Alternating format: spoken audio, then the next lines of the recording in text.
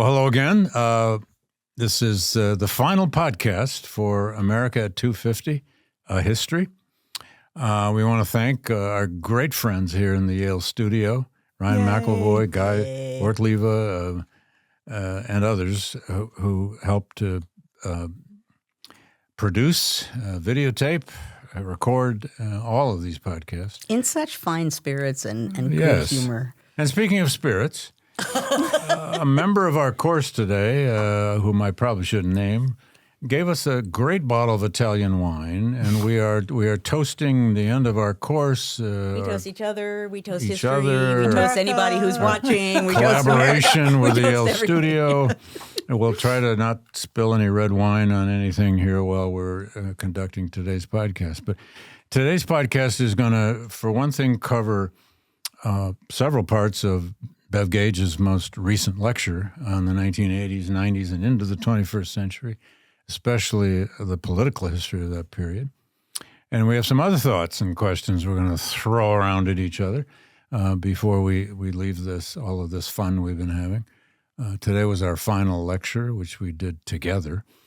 But Bev, you did a masterful job of flying through the 1980s and 90s of American politics, but my God, what a rich period. And unfortunately, that's all memory for me, which means it's probably not to be trusted. But let's start with Reagan's election, if you don't mind, in 1980. A pivot, like many other electoral pivots. Its background there is, of course, the Iran crisis and Jimmy Carter's presidency.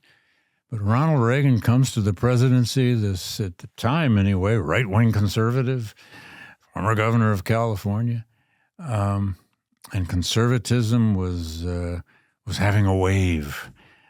How do you, first of all, I know you are deeply interested in Reagan, and you're going to do a new biography of Reagan. Start with that if you don't mind. Why? And then how do you explain Reagan now, even though you haven't done all your research and you're not ready to write that book yet?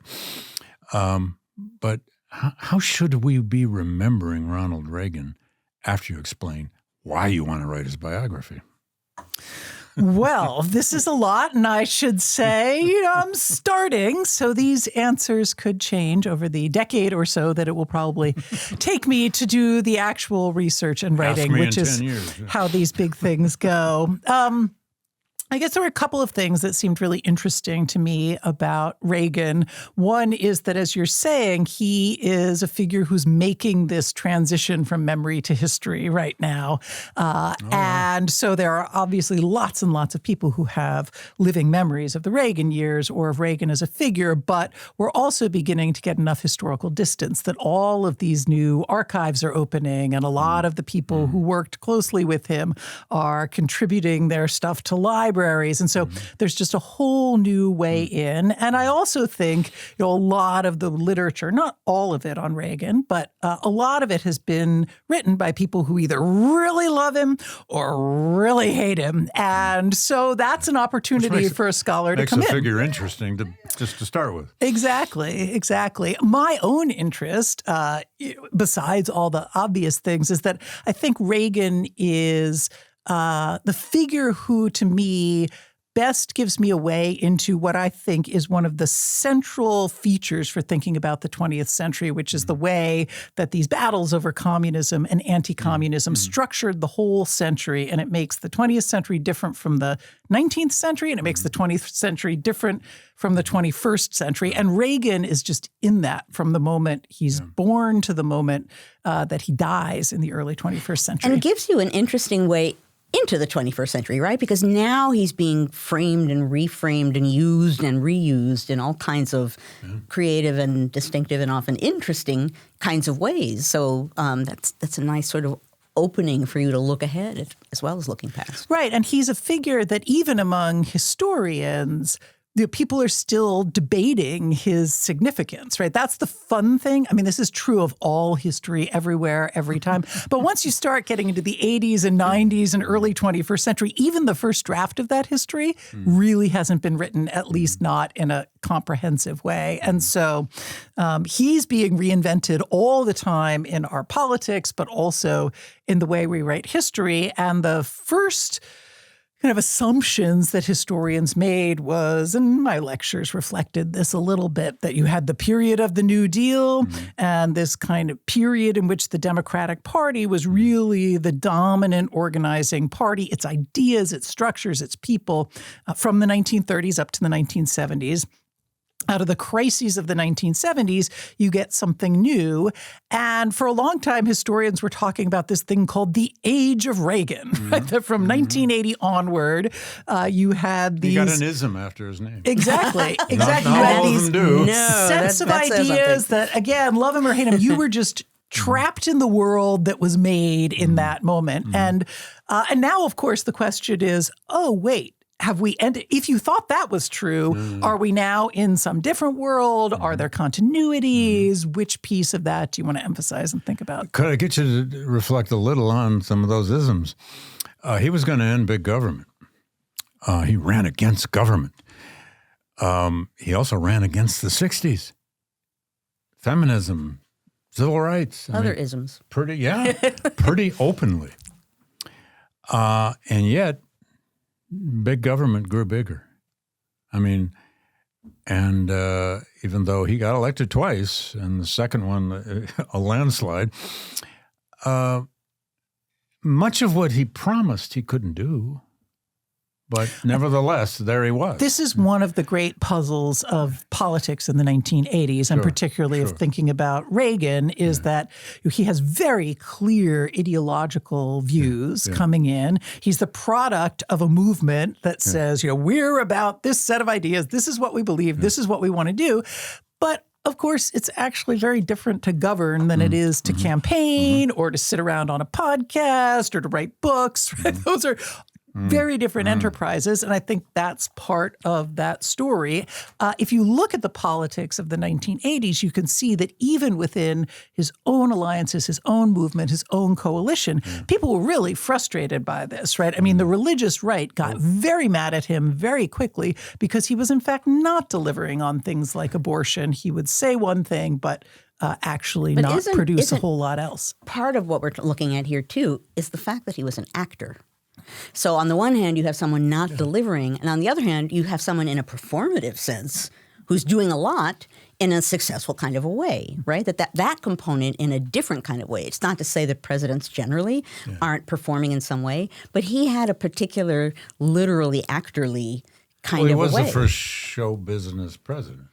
Yeah, and that the rest of them had all been professional politics. Yeah. Right. Well, he was a professional politics governor. So if you're going to be someone not delivering, being an actor who's not delivering is a way to do it, right? Because you can culturally and performatively and ideologically represent a lot.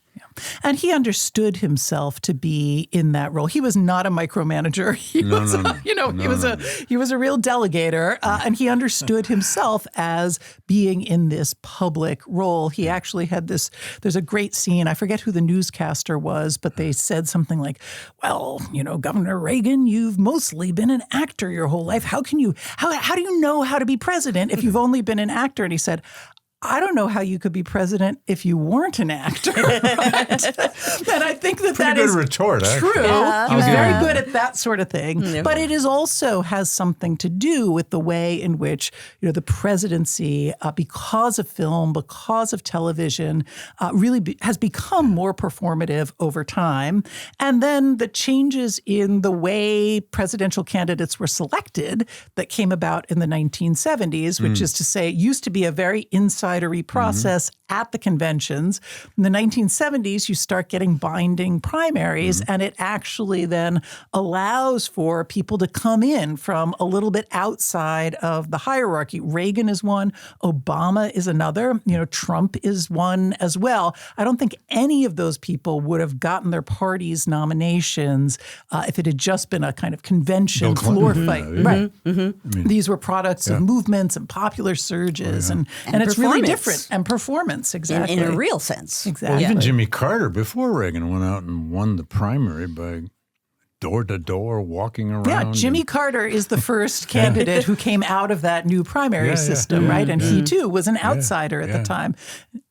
Well, can before we leave Reagan, unfortunately or unfortunately, I'm the 60s generation who was appalled at Reagan at first, and at first and last, to be honest.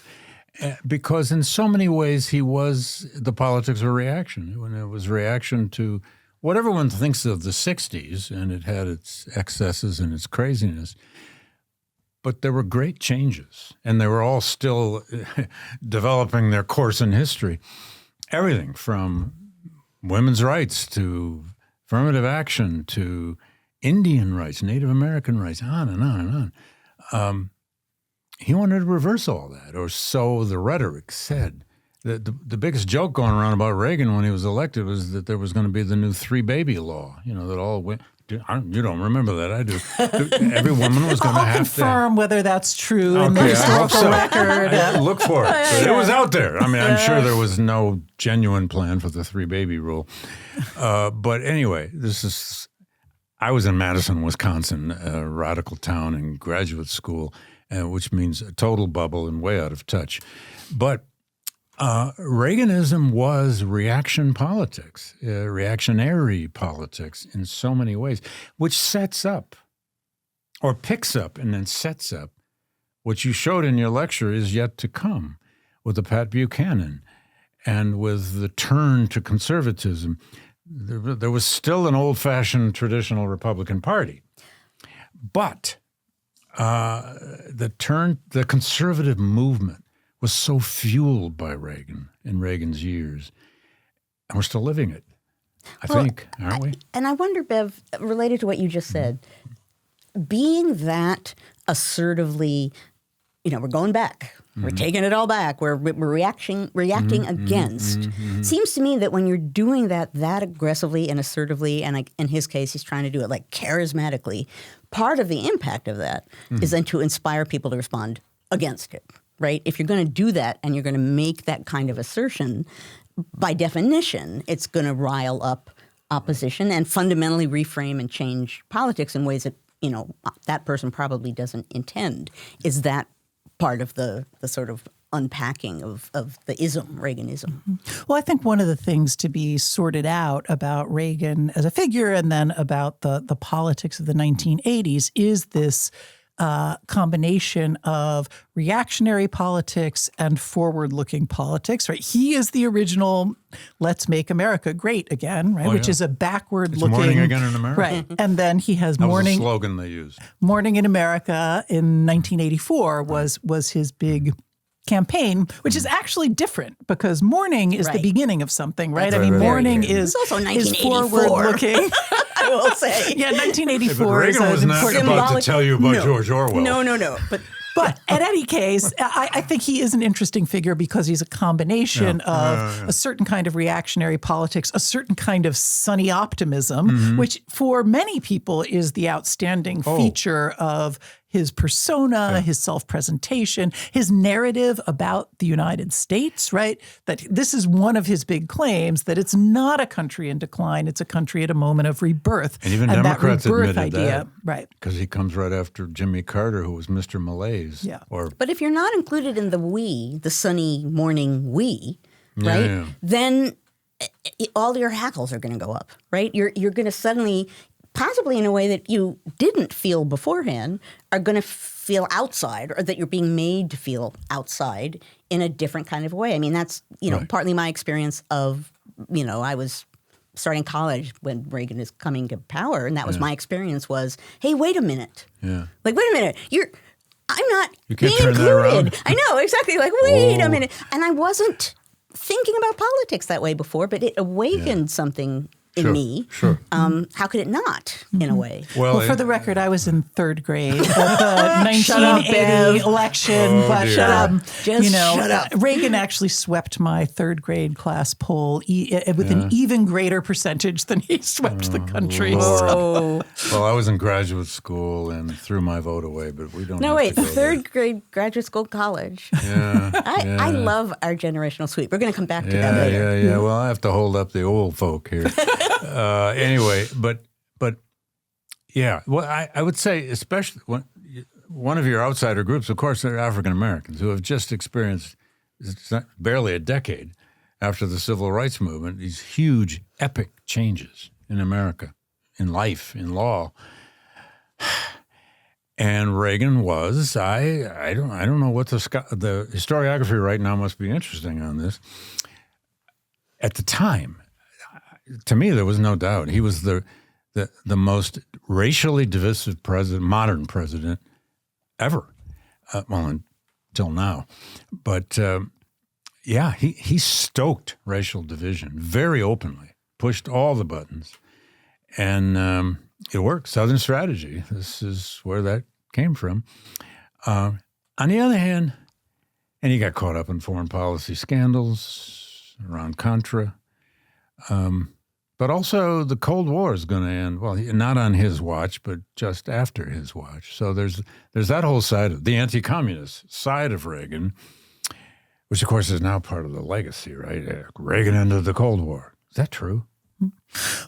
Well, there's a lot going on there, David. So I would say one thing, that actually these things are not so separate, which is to say that Cold War's all over that decade. Yeah, right. The history of anti-communism writ large is that it became a category through which you explained your opposition to civil rights, through which you explained your opposition to certain kinds of liberationist radicalism, right? So all of those are tied in together. I certainly think that it's true. You know, Ronald Reagan for a long time opposed the creation of a Martin Luther King holiday.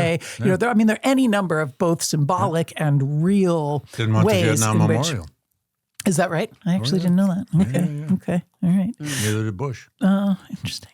Sorry. You had some other. Well, the Cold War. I mean, it is all this over is one of the politics of the 80s are when we had this Brezhnev-Reagan brinksmanship. Remember, the U.S. was putting missiles in Europe, and the Russians were building more missiles. There was terrible fear. Well, you see a huge contrast between the early 1980s, in which Reagan is a very aggressive Cold Warrior. There's lots of defense buildup, and there's an intense fear in the early 80s about a new nuclear war. I played Prince's 1999 song, which came out in 1982. And as I pointed out in class, it's a great party song, but it is actually about, oh no, we are heading toward nuclear war and we better live for the moment. You saw a big anti-nuclear organizing wave early in the Reagan years. Movement. You saw terrifying films like The Day After, which was a TV special that was traumatized a whole entire generation of children. I was an editor when I was in college. Was an editor at a newspaper, and my job was to do I was graph editor, a graph of something. And my graph that week, when The Day After, about this horrific, what happens if the bomb goes off, and how do Americans adapt or die? Which was a fabulously popular film. It was wildly popular, and that's what my graph was like. How did this make you feel? And of course, how did it make you feel? Everyone felt, oh my God. It was graphed terrifying. That's pretty much my graph. Well, again, I was in my first academic job at a tiny liberal arts college where you had to kind of teach everything. And for 3 years, I taught a course called Nuclear War, 1984 to 86. It was interdisciplinary. We had people from political science and people from this and people from that. But there was such a consciousness then of the possibilities of real use of nuclear weapons. When was the clock? What was the time period that goes back when there even was further. that goes back earlier, but clock. the doomsday clock. Yeah. But so what was the range when the doomsday clock, which would tick a little closer to midnight every time we got closer to nuclear warfare? We'd have to look that up. And if we get it on our phones now, we'll be violating our audience. I remember that from being a kid, too. Yeah. I watched. All right, so I just want to point out one of the difficulties of trying to write about this period. Yeah. It's happening right here. Everybody has their stories from all of this. But it is also true that the history just isn't settled. I mean, it's a little more, I think the contours are a little clearer about the 1980s, but particularly as you begin to get into the 1990s, and this is what I was trying to suggest in my lecture, in contrast to something like the New Deal, much less the Civil War or the American Revolution, you have decades, if not centuries, of textured debate and scholarship about all of this. You have historical and certain things distance. do get settled, we think. Right. But not for this era. But not yet for this era. And it's actually great to see that a lot of people who are coming into graduate school now want to write the history of the 70s, 80s, and 90s. Because they think it's so long ago. I know. Well, in fact, I have some bad news for you, David. Most of the people sitting in Battelle Chapel were not alive for any of this. No, they weren't. It's really history. And it was a cool move to end with 2007, which is when our freshmen would have been born. I thought that was a cool move.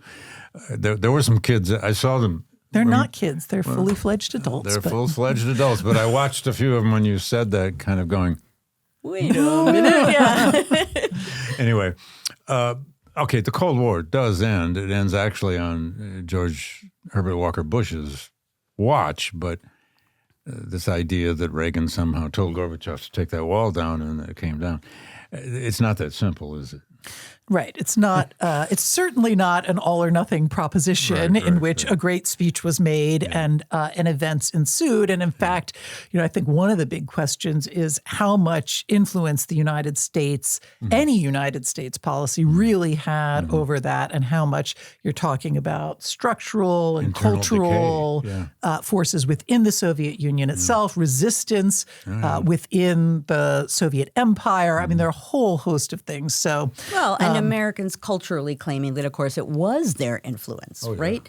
So that's happening too. We won the Cold War. Yeah, it was us. We won. Not new in American history, but that's part of going on. Right. There's a phrase called Cold War triumphalism, which became sort of one of the dominant ideas, both for people who were embracing it, but it was also a critical term. That's a little bit of a warning about overconfidence and such. I mean, that's the Fukuyama piece kind of comes into that. This is a perfect transition what a to good segue. Francis Fukuyama's The End of History, at least in the original. I found it, again, fascinating to read that. I'd read it way back when it came out, and I remember I was supposed to hate it because it was all wrong and all that, fine. But it's a much more philosophical piece than I thought. It's much more about Hegel, actually, than it is anything else. Why did you? So explain first why you assigned it. Because it worked. I thought. Yeah, it was wonderful. It was great. It was great at the end of the course for what it was, and it was also 19 pages. So at the end of the semester, it was a fine thing. That was taken into consideration. Sure, although actually, when I reread it, I thought, wow, there is more Hegel in here than I had really intended as the final essay of the semester. But setting that aside. To me, it's a great essay because it does a couple of things. It asks a big question, right? What do you do with these dramatic hinge points in history? He didn't mean that history, like events, were going to stop, but he was identifying a kind of hinge point, particularly in the question of the ideological and ideational framework in which politics operates, both within the United States, but he's really talking on some much larger global scale, because a lot of what we've talked about in this course is not only what happened, but what were people able to imagine, right? What were the ideas and policies and frameworks through which they looked out at the world and made sense of it. And that's thought about what was to come. Exactly. Right? And that is what that essay is about. And he is one of those figures, we've seen many of them, who is there in a moment of incredible plasticity and uncertainty. It's clear that one thing is ending and something else is being born. It's epical. And really trying to define it and figure it out as it's happening. So historians are kind of always cheating in that way because we always get to know how things have ended up before we have to go back and make sense of them. So the real challenge is to try to do it in your moment. Well, right, to look forward in time and not look back. It shows the risk of a title, too. I mean, the title is so provocative. Right. But what he's saying, right, I mean, just to sort of lay it out there, is that there is there's sort of a liberal democratic peak moment that will represent sort of not the end of everything and the end of history, but it's sort of where we're headed and it's where the world is headed and that we're sort of reaching that moment, right? That's part of the fundamental argument. And he's not wrong that the whole 20th century had been a struggle against these two huge kinds of authoritarianism, fascism and communism. In Russia and China. And it had pretty much dominated the whole of the 20th century. And now suddenly the Soviet Union collapsed. China was weaker, much weaker than it is now. So he's not wrong altogether about that. In that moment. But what I also found interesting, and I hope our students caught this in reading it, he's really making the case that maybe, just maybe, if you follow Hegel, history has some structures to it. It has some patterns sometimes. Now, you don't have to believe in all That's those. Enlightenment-esque. Yeah, it is. It is. And, we like categories and patterns and cycles and so on. Founders Even if you don't believe in them, there's sometimes when you think, that is a pattern. Well, if you don't believe in them, it's still framing. You're still thinking about the frame, right? So, I think that's true. Well, I was going to say one of the things that Reagan did so well as a political figure was to lean into that story that history has a direction, right? That progress is coming, that we can look ahead and see this. And I think it's one of the reasons it doesn't really make sense in terms of structural causation, et cetera, to attribute the end of the Cold War to Ronald Reagan. But what he did do, I think very effectively, was pre-establish a narrative that when that moment came, it was the story that people turned to. And that's how a lot of that moment ended up being understood. Well, you even had a great speechwriter, Peggy Noonan, who wrote that incredible speech where he said that when you get to heaven, there will be U.S. Marines guarding. Remember after the shuttle? Oh, boy. I mean, it was a very moving speech, even though, come on. But think about, the point of the contrast between that and what the founding folk thought, which was that there were, as you put it, structures, that there are ways in which societies and civilizations develop, and that at the end is corruption and, there's a horrible ending in place. And they looked towards the old world, these early Americans, because they thought they were going to not end up there. But they were trying desperately to stop the progression, right? They spent a lot of time saying, well, you know what? There's a lot of land here. And if everyone gets land and this becomes agrarian, we can stop the evolution right here and we won't have to stop move all ahead. The corruption that monarchy somehow caused. avoid it all. So they're thinking, not that we're moving towards something that will be wonderful, but like, oh my gosh, can we stop the progression? Can we be different in that way? Yeah. That's really interesting. And it is a different narrative. I think many people at various points in our course and in American history have declared that the decline has begun. Right? People were saying, it's the 1790s. The decline has begun, right? It was the 1770s and 1780s were awesome, but now everything's going to... And so pretty much every decade. Right, exactly. You see that when I talked about Barbara Jordan in lecture today and her identifying 1976 as a moment when many people are saying, that's it. The experiment is over. It's done. It's failed. We're a nation in decline. And I think in American history anyway, that has often been accompanied by a narrative that is about progress. Certainly if you look at the progressive, particular kinds of progress, particular kinds of American exceptionalism. And those things have just always existed side by side. I would say, if anything, one of the puzzles for me of the 21st century is what's happened to that progress side, right? The fact that vast majorities of people actually in this moment when they're being polled think the future is going to be worse than the And present or the I want to past. offer this quote. From Fukuyama. Right, from Fukuyama. So my curiosity was, okay, given what he Give him said, his due. and given that, he's looking towards this moment where we're reaching this sort of democratic liberal peak. I was curious to see where he goes from there, and found a quote of his. This is from 2016. And he said... a much older man by then. Much older man. It's 25 years after he wrote this piece, and he says, 25 years ago, I didn't have a sense or a theory about how democracies can go backward. And now I think they clearly can. And now we have book after book after book. Right. Again and again. Showing and analyzing the fact how that happened. That he got there and says, ooh, I didn't see that 25 years ago. Now I do. And he saw a kind of corruption and rot at the center that might bring things to a very bad place. Well, I think there were a lot of assumptions in the 1990s that became governing assumptions. First of all, that free markets and democratic reform would necessarily go hand in hand. That gets disproven in all sorts of places around the world, right? China being one example of that. And then, the end of history narrative in and of itself was one of these narratives that both illuminated something in the moment and then obscured a lot of what came after that. Because if you were overconfident, first of all, that there were going to be no further major ideological challenges, then you make one set of decisions. If you think the world is still a very contested place, then you might make another set of decisions. And so I think one of the narratives that's come out, certainly on the global stage, but maybe domestically as well, about the 1990s is that it turned out to be an era of overconfidence, of blind spots, and of only being able to see the story that you wanted to tell rather than what was really happening on the ground. But all of this has persisted with great propulsion into the 21st century as well. And part of what never dies in this country is this idea of America's, used the term exceptionalism or chosenness.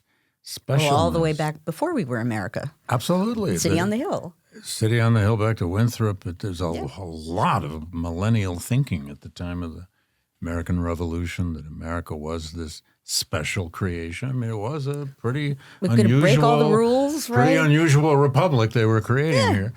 And yet that never dies. You can't kill it. Reagan was brilliant at appealing to that. America always solves its problems. But we live in a moment when it's so fascinating to face that, right? Yeah. Because if you're saying to people, this is a different kind of moment that we're in, and that there are distinct things about this moment that we actually need to really focus on and worry about that maybe haven't happened precisely in this way before, and getting people past the idea that, well, of course it's all okay.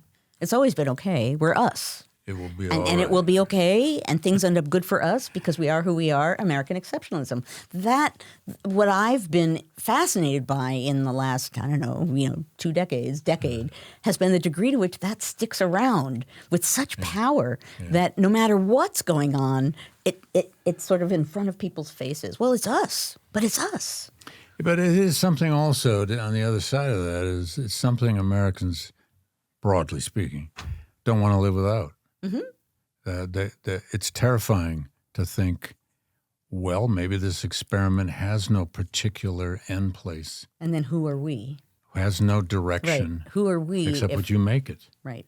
This idea that somehow there's a teleological, triumphal course that our history is on never dies. Well, if we're a despite nation, events that are so contrary to that we managed to process, like 9/11. If we're a nation grounded on ideas and ideals, which we are, that's very vulnerable and fragile and amorphous. Yeah. And it can be easily threatened and eroded. And I think that's always true, and sometimes it feels more true than other times. Yeah. Well, The 90s, though, before you get away from the 90s entirely, that's not necessarily called the era of Bill Clinton. I mean, it is. The guy was elected twice. He had an enormous impact on changing the Democratic Party. Political culture, he affected a lot by being a young guy. Southerner. Two Southerners got elected in 1992. Briefs or boxers, all of that stuff. Yeah, but I mean, two white young Southerners get elected in 1992. But the stuff I'm talking about isn't, I'm not saying like, it's really important, but I'm saying culturally it changed how younger people experience politics. Well, that's true. That's my larger point. It was definitely a generational transition exactly. Of great significance. It is, of course, worth remembering that he mostly got elected because of Ross Perot, who was the third-party candidate who came in and then left. Got enormous vote count. And Perot is turning out to be a very interesting figure because talk about that. He's this self-financed Texas billionaire. I assume he was a billionaire. So they said, very rich man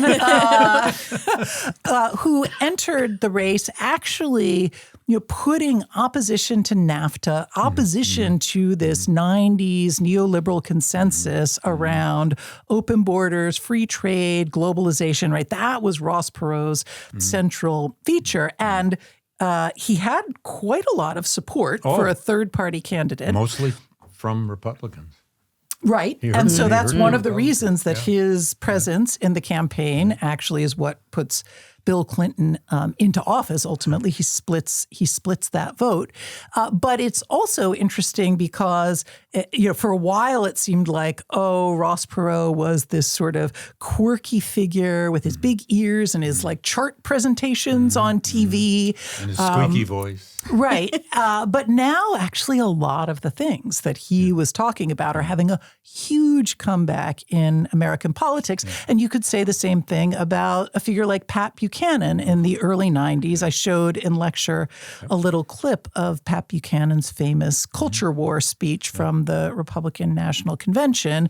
And at the time that was seen as a little bit of an outlier, right? That this was a form of extremism, but that too has turned out to have enormous power and an enormous constituency, which is to say that in your moment, you don't always know what happens, right? That was a moment of total confidence around this kind of neoliberal free markets, free choice, individualism. This is going to be the way of the world. But there were people even then who were saying, actually, there are still some other ideas, and those have had some legs. No kidding, they've had some legs. If people remember watching that clip of Pat Buchanan, I mean, that speech had white supremacy. It had anti-immigration. It had about everything the right wing had not quite been as openly saying, but he did. And so conservatism becomes kind of triumphant in the 80s by luck and a third-party candidate. Some people get back in. Democrats get back into power in the 90s. It's a turbulent period, the Clinton years, to say the least.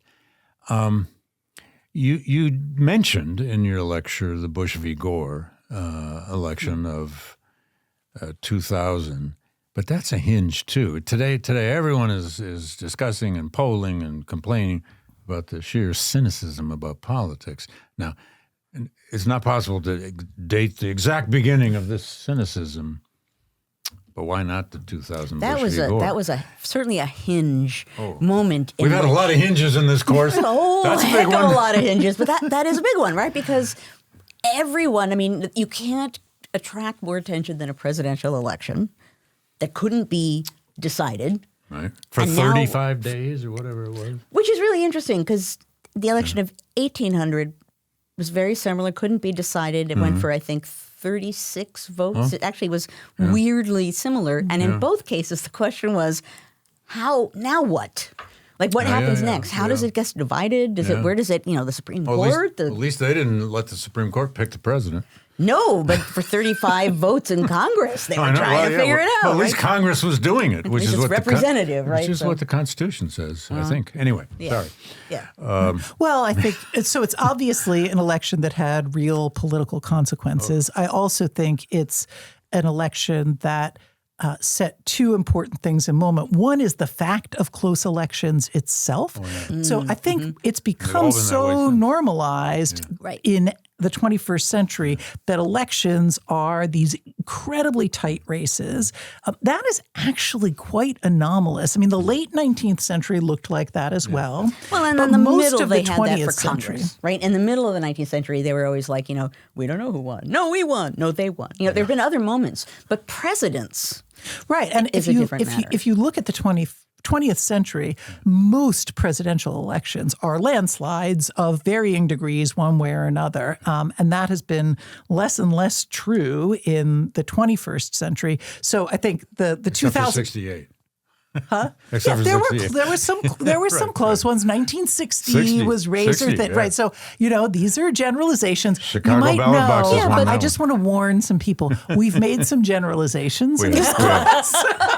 One or semester, two, or 40, or But nonetheless, the idea that we lived in a world of close elections and of bitter division around those close elections. And that elections couldn't be decided. That's the thing. Not only close, but how are we going to figure it out? How are we going to figure it out, right? That's a whole new anxiety of the recent past on a presidential level. Well, it's also in 2000 that this map, and I have used these maps a lot, right? The maps of the red and the blue, they're very quick snapshots of what's happening in a moment and of change over time. But those really became popularized in this moment of 2000.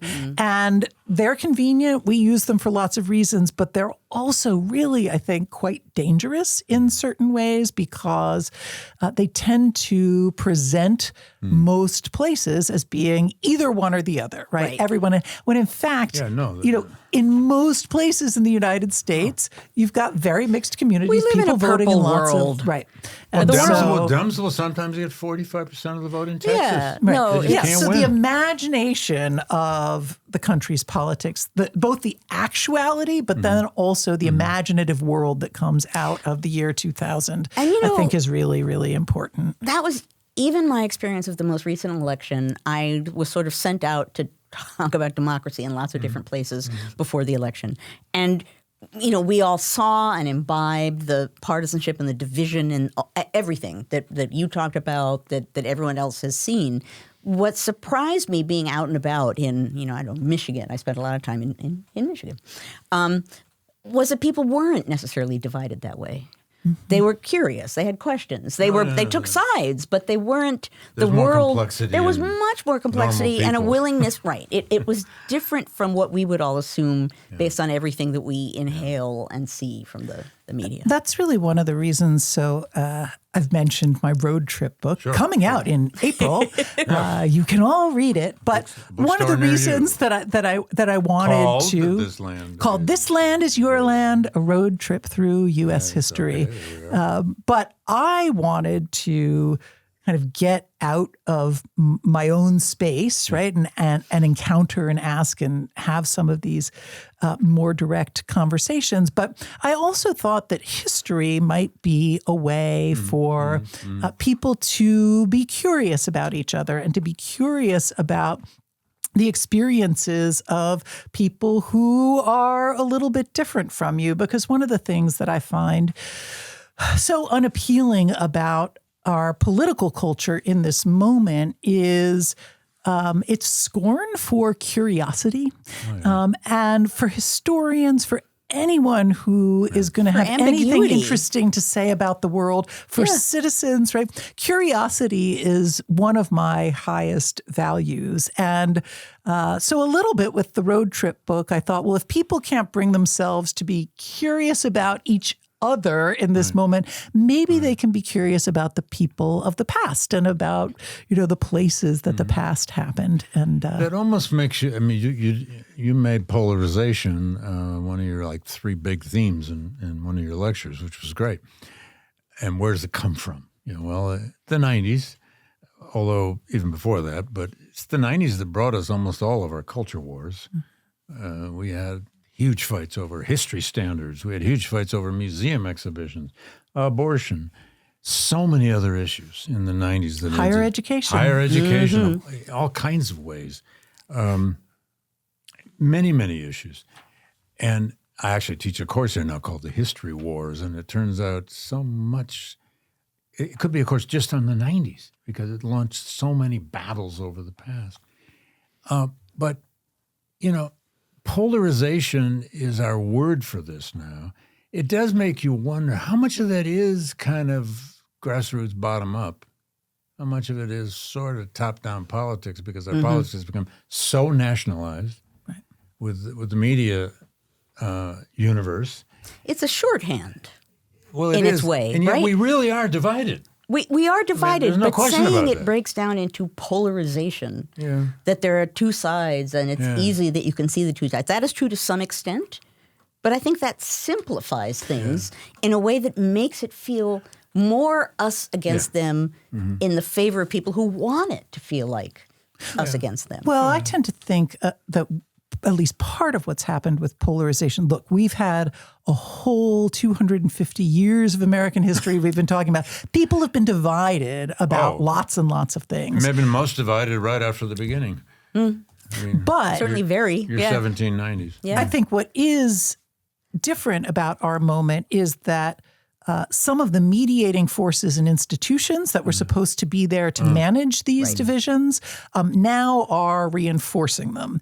And so the most Or lost their obvious... strength. Or either eroding them, one or another. bypassing But, the them, most or- obvious to me is the fact that we have ideologically divided parties for really the first time in American history in a way that can be mapped on a spectrum, which is to say that all the Democrats are over here and all the Republicans are over here. And that just wasn't the case for a lot of the 20th century. We talked about some of the people who didn't like that, right, and thought that actually having these mediating forces were producing too much consensus around things like civil rights, opposition to civil rights. And so there were lots of problems with that. But I guess I tend to think that we've always had division, and polarization is something else, because polarization is actually about the way our political institutions and processes work. But if, as you're saying, we have all of one party on one side and all of another on the other, you have to factor into that on one side there are people who feel differently about democracy than on the other side. Oh, yeah. And that's a big part of We have our Americans moment. now who hate democracy, and they'll tell you that. Or don't understand what it is, or don't want it, or think we can get better. Part of this current moment is actually a debate about democracy, or a non-debate about democracy, that's pretty profound.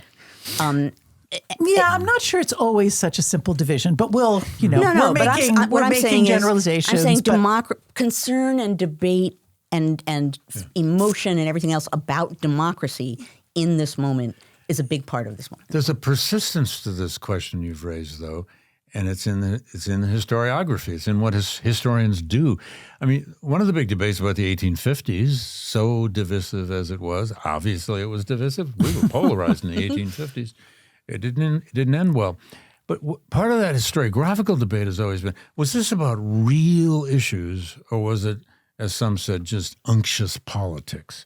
It was just dividing parties, preparing election division, And there was a school of historians, sometimes seen as more conservative, but for all I know, they might have voted liberal. But they said, this was just politics run amok. And then there are others who said, no. Slavery was the biggest serious issue the country had ever seen. And so we kind of face that now. Are we arguing about, I think we are arguing about very real things now, but when are we arguing about deeply divisive real issues that have no reconciliation or compromise? And when are we just keeping the sides divided enough to make politics function. A lot of the public thinks it's the latter. That's why they seem to hate Democrats and Republicans equally now. You've seen these recent polls. I know. It's incredible. That's the low rankings of both parties, Congress, every institution, because they've all run amok. Now, I don't happen to think that's exactly true, but it doesn't matter what I think. But isn't this kind of what we always end up debating? What are the real issues here? And how much of this is just how political institutions function? Well, and the idea that you necessarily have to separate those. No. Right? Well, we don't as historians. No, that's what I'm saying, is that we don't as historians have to do that. There is and we all are interested in politics sitting here, right? We're political historians. So we understand the political framing of everything and how it works, regardless if it's an economic issue or a social issue or a cultural issue and everything else. So there is that component. And so no matter what we're looking at, we're going to see the degree to which, in some way, the politics is shaping it. But we're also going to see and acknowledge in different ways at different times. There are these deeper, more profound issues that sometimes people are focused on and are acknowledging, sometimes maybe in the time and in the moment that they are not. Doesn't mean that they're not there, right? And we're they're there. They're there, and this is a really... We're not going to tell anybody out there that abortion and religion and LGBTQ rights have not been deeply personal to people, because they are. Anyway, I love that old question. Is it just politics, or is it about something real? Yeah, I don't think you can have just politics. I don't think you can either. Right, but you're right. It's a real question. But we chatted before about the fact, before we ran out of time. Oh, yeah, that's right. We were going to talk about, we sort of centered on the idea that we're, I don't want to say we're generationally different, but we have some years dividing all of us, and we all have different memories of the bicentennial, right? So here we are looking ahead 50 towards years ago. 250. I know, how am I that old? Looking ahead towards, 2026, 250, and there was that other similar moment. It was a reckoning moment. It was an anniversary moment. It was a capitalistic commercial moment. It was, oh my gosh, it was everywhere. So we thought one thing that we might talk about towards the close of this conversation was how we experienced that bicentennial moment. You should go first. You should go first, Bev. All right. Well, this is the only context in which I am the youngster in life anymore. But okay. Enjoy it while you have it. Yeah, exactly. So I was 4 years old at the moment of the bicentennial. Which was 1976, in case you haven't done the math. Okay. And I grew up right outside of Philadelphia. And so Philadelphia was into the bicentennial. So I didn't really understand all of that at the age of 4. But it is actually my first sort of political historical memory comes from the bicentennial, because my parents dressed me up as a peanut. And they were Jimmy Carter supporters. So they dressed me up as a peanut with, like a cardboard peanut front and back and some red, white, and blue, and made me march in a bicentennial parade. And so my first historical memory is how scratchy this costume was and how much I really didn't like it. It does look scratchy. I did not like it one bit. But so that is my first historical memory. It is my bicentennial memory. It's actually the scene that opens my road trip book as, that there are lots of 4-year-olds out there now who are going to have something like that in 2026. Although actually I'm a little distressed about how much of the celebration or marking of 2026 seems to be happening online instead of in person. And that will. But on a local level, different. I think that would be different. It wasn't even conceivable in 1960. Yeah. No. All right. I think, Joanne, you're next, chronologically speaking. Next. So I was 14 at the bicentennial. And that's an age where if you're going to have a passion about something or you're going to seize an interest in something, 14 is one of those ages where you grab, right? So it's the bicentennial that essentially made me a historian, because it was everywhere. And my period, the founding period, was everywhere. It was everywhere. It was bicentennial minutes, bicentennial schlock, bicentennial everything. It was everywhere.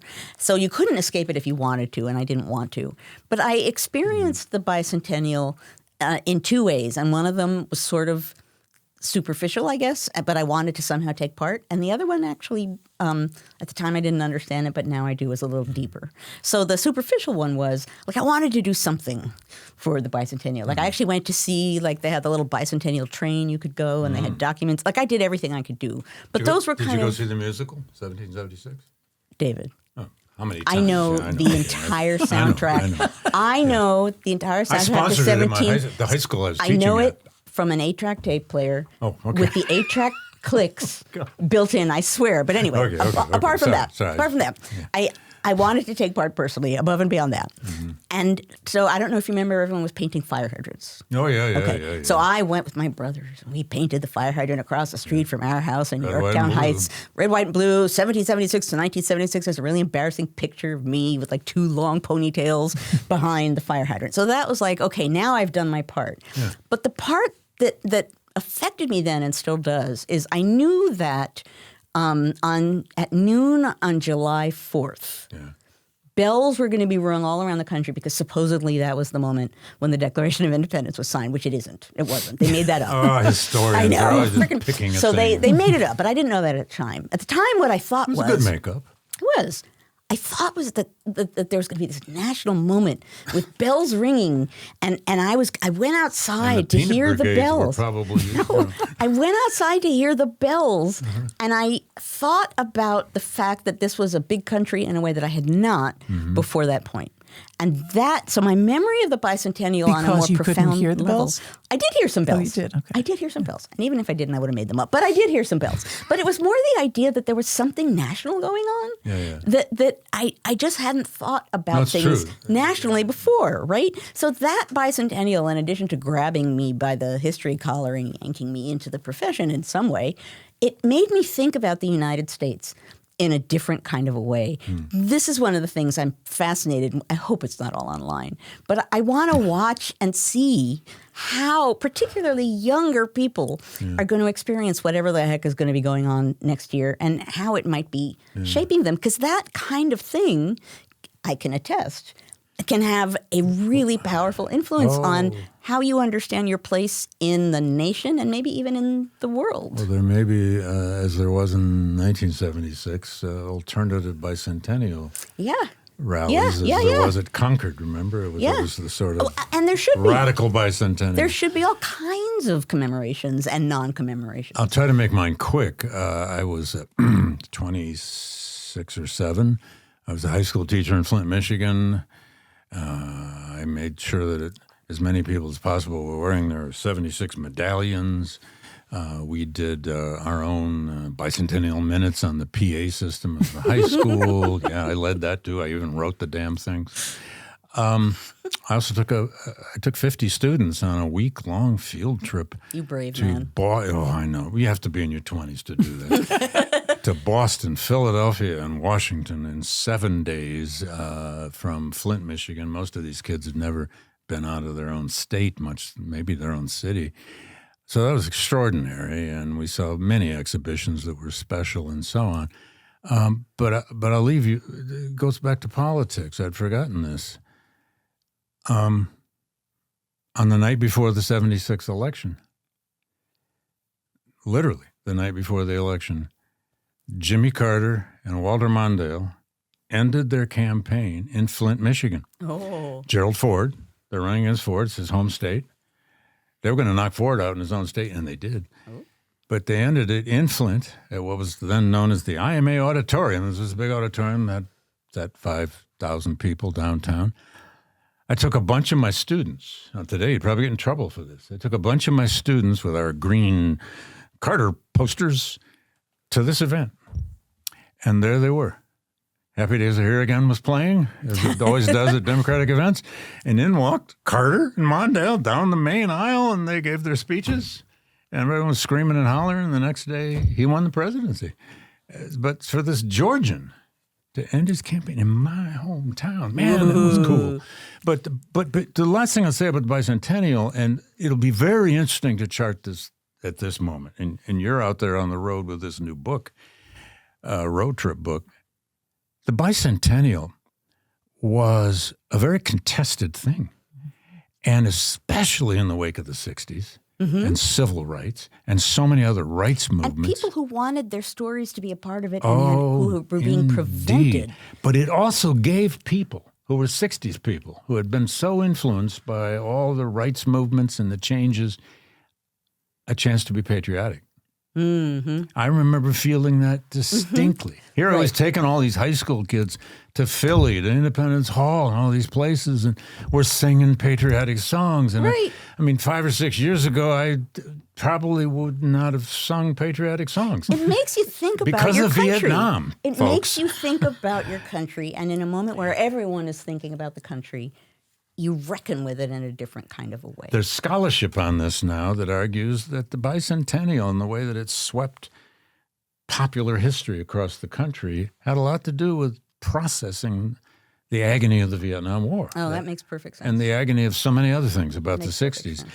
Not always to the good, perhaps, because it made people do some forgetting as well as remembering. It'll be interesting to chart what 26 does to how we process our recent history. Oh, Lord. Before we close, could Yes. could you humor me with a brief commercial advertisement? Humor you. Yes. Yeah. Well, we're humoring you. With a brief I'm just because it's looking ahead to next year. Oh, okay. And one of the things that I have been doing and will be doing, and I just want to mention it again, is I am honing and creating a YouTube channel that's going to be just full of pondering history. And it'll have some politics built in, but I encourage folks to go and find it if you know YouTube, you can find it on the YouTube channel. I don't even know. I can't even tell you. It's like Joanne. I think it's under Joanne Freeman. Has my podcast, History Matters, and so does Coffee, in which we talk about what history can do to show us and help us understand the present. Has a bunch of other stuff on there. So I want to mention it only because in this coming year, we're all going to be thinking about history a lot, and I just want to offer whatever I can to the public as we're thank you very much. You go, girl. That is the end of my. And you go, girl. With You your got book, exactly. Both of you. I have no commercial announcement. I'm going to be writing a new book on James Weldon Johnson, but it won't be finished next year. I should mention I'm also the only one of the three of us who's actually going to be teaching next semester. Oh, dear. Yeah. Oh, dear. Oh, shade. Yeah. Shade, man. The only way books get written, folks, is when you get a little leave once in a while. That's the gospel truth. I think we did a lot of good teaching together this I think semester. we did too. It was I an want amazing a group fist experience bump. to work with Group fist bump. the two of you. I learned something about teaching from you two. And I learned so much from you guys, and the process of doing this together was beyond beyond. It was amazing. I think we sent a message here that history not only matters, but it is it's in the bloodstream, whether you know it or not. And it's even a little bit fun sometimes. I was about to say, I was going to use the F word. I was going to say it matters, it's profound, it involves all of us. Anybody's going to forget our fun. dance party at the end of your last lecture. Thank you to all who danced. Oh, hey, I didn't think I would. And someone in the class, I'd get out you there. were totally a volunteer. Someone from the class pulled me up. Oh, I was like, good. Thank you, class member. Yes. Well, I went and pulled a few students out of the first two rows, too. And once they were up there, Well, and I pulled some community members, too. It was great. If you haven't watched it yet, you have to go We'll watch call I it haven't From seen George the video Washington of to that. Miley Cyrus. Yeah, that's right. Whoa. Is that decline? Is that progress?